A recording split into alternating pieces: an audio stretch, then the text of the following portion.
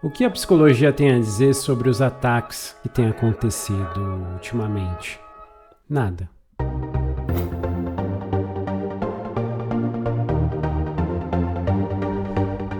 Eu sou Ronaldo Coelho, professor de psicanálise e análise do discurso. Estou aqui hoje para falar sobre esse assunto e você já deve ter percebido, pelo tamanho do vídeo, que tem algo a ser dito. E esse vídeo, em verdade, ele se opõe a um certo jeito de se posicionar, de psicólogos e psicanalistas que querem explicar a mente da pessoa que cometeu o massacre, ou dizer da personalidade, ou coisa do gênero. Sempre que alguém faz isso, a gente vê que é uma baboseira que a pessoa está falando. Por exemplo, Quais são as principais características de um psicopata, Edna? Nós fazemos essa análise pela foto, eu não preciso conversar com a pessoa, pelo formato do corpo, você consegue analisar e saber se essa pessoa tem tendência a ser um psicopata ou não. E o que me chamou a atenção na análise que eu fiz do criminoso, que o corpo dele não tem essa tendência. O formato de corpo dele, por incrível que pareça, Priscila, era para ser uma pessoa amorosa e carinhosa, das pessoas mais afáveis e amigáveis.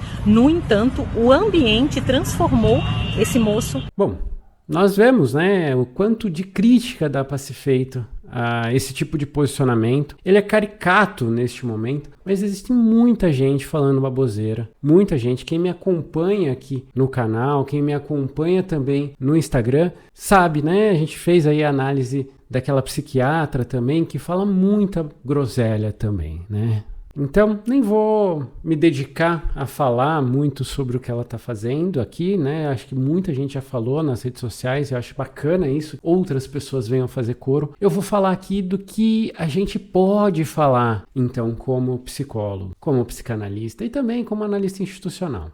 Hoje é dia 13 de abril. Nesse exato momento que eu estou gravando aqui, são 22h21. Até agora, já aconteceram algumas coisas que são fundamentais para a gente entender o que está rolando.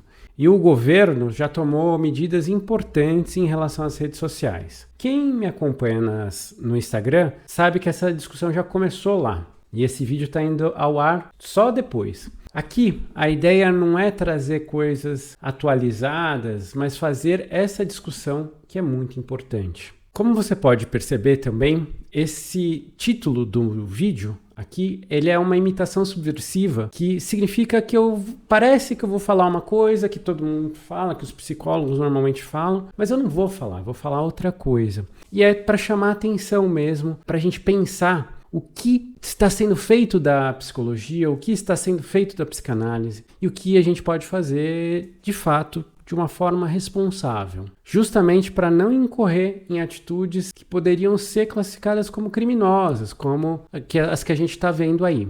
Por que criminosas? Porque acabam por incriminar pessoas antes mesmo de elas serem julgadas de fato. Acaba por fazer uma espécie de uma criminalização de características dessas pessoas, o que é muito complicado. O que está acontecendo de fato, então?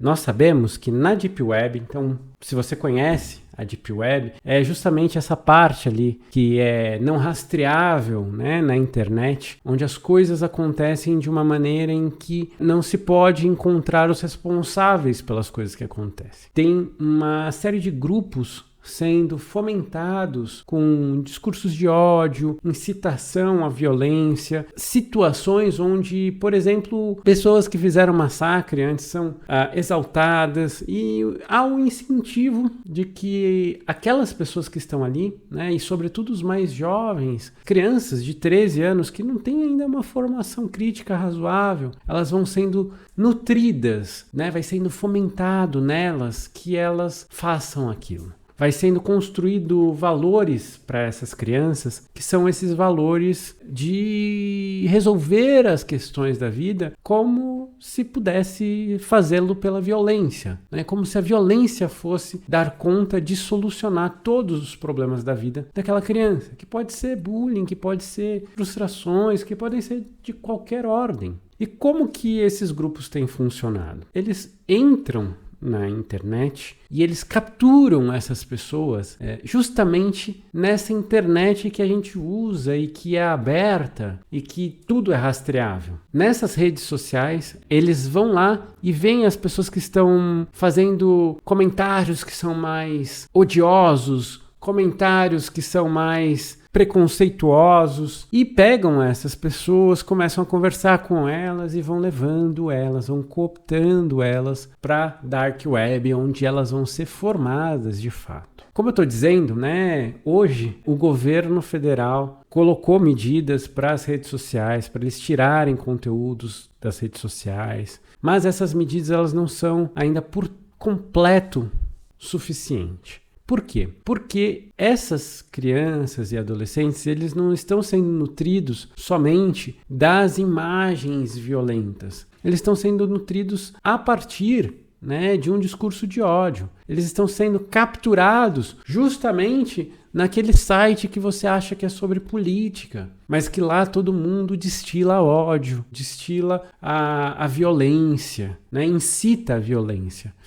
Também naquelas páginas ou grupos onde tem aquela pessoa que parece que ela está fazendo só uma piada, ou naquele outro que parece que ele está dando conselhos amorosos. Em todos esses lugares, essas pessoas são selecionadas por esses criminosos que sim, estão ali para fomentar e para nutrir, para formar criminosos. É como se fosse uma escola mesmo de assassinos. É difícil falar dessa forma, mas é importante que a gente entenda como que funciona. E aí, essa subjetividade da qual a gente vai falar é essa que está se formando. Essa dessa criança que está confusa, que está atormentada por alguma coisa na vida dela, e ela cai nesses espaços e que vendem a ela que a violência é a solução para os problemas dela. Então, essa criança começa a acreditar nisso, ela começa a idolatrar pessoas que fazem dessa forma. E ela começa a constituir um ideal de eu que é esse,